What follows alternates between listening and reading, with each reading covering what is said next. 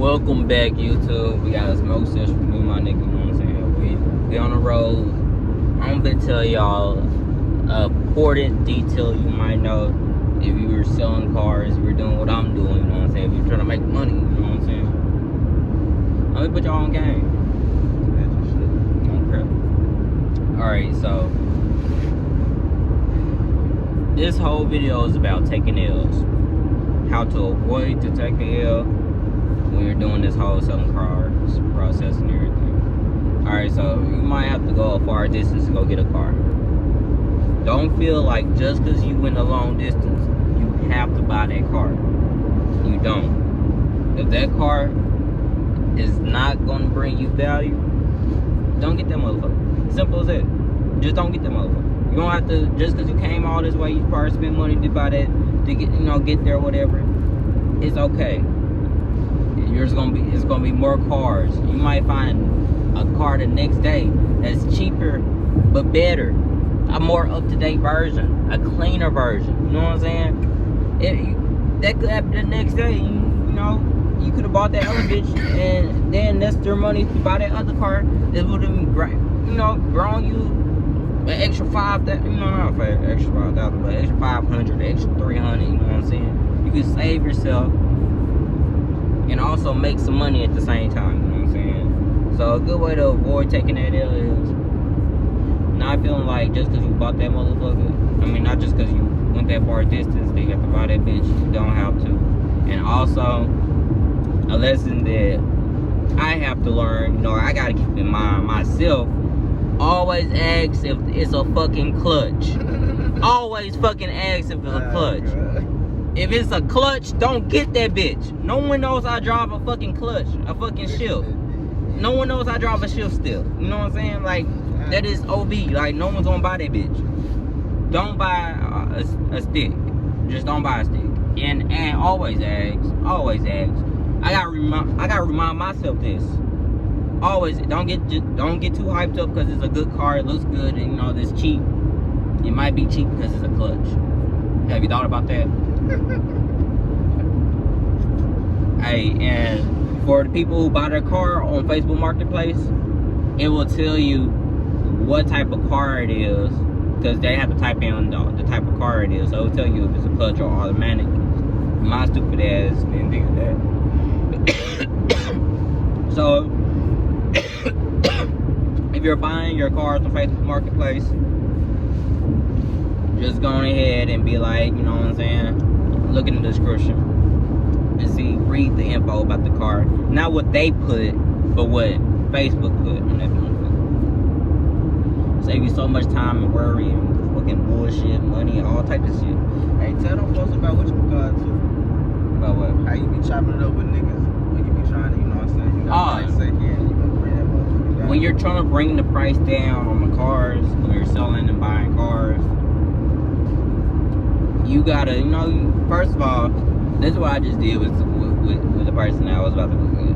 When I first got there, no gay shit or nothing, you know what I'm saying? He was talking to me, you know what I'm saying? He looked like a country guy, they look like they got money, you know what I'm saying? Everybody likes to be complimented, so I was like, I like your beard. He was like, thank you. That automatically made him feel comfortable with, made him feel comfortable with me, you know what I'm saying? Two black guys hopping out the car, you got money, you live out in the country. You ain't used to seeing that shit. So, first thing I do is make myself feel friendly to you. Make myself feel like a friend. You know what I'm saying? So you're not feeling on guard, and you're less likely to want to fight with me when we're doing the negotiation. You know what I'm saying? It's all about playing mental games when you're doing this, cars. When you're doing anything when you got a negotiate, whatever the fuck, I can't talk. But when you gotta do that shit with somebody, when you're trying to get a price down, it's all about the mental thing. Because at the end of the day, bro, they gonna want their profit either way it goes. How much profit they get depends on what price you throw at them, you know what I'm saying?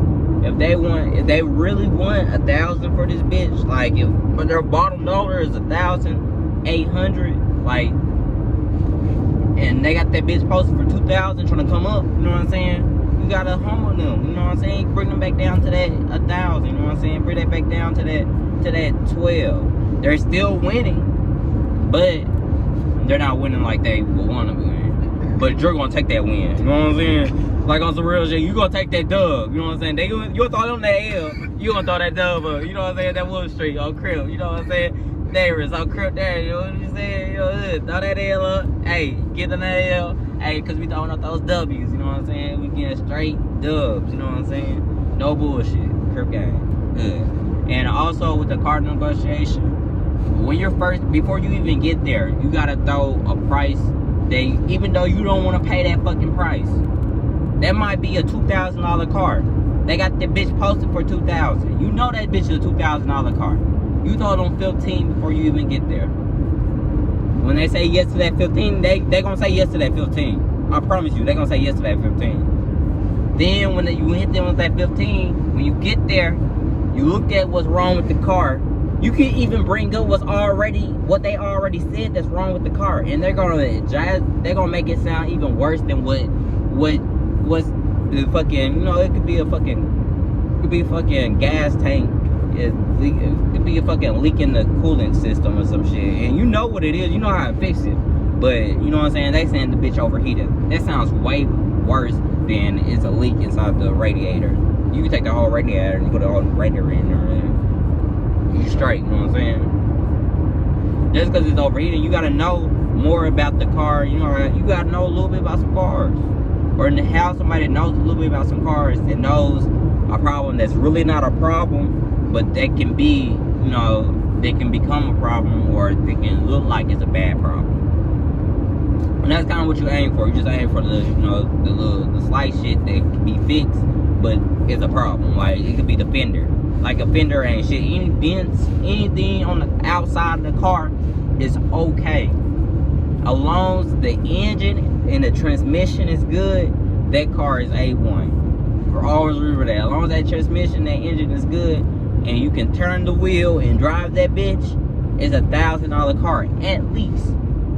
So anything you get under $1,000, you winning. And if it's an up-to-date car, it's at least a $1,500 car. You know what I'm saying? So anything you get under 15, you winning.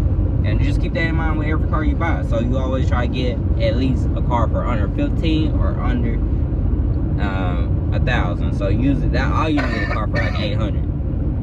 I ain't gonna start. I spend like 800, 700, 500 for my cars, and I can flip that bitch for 3,000, 28, 25. That's what I'm taking.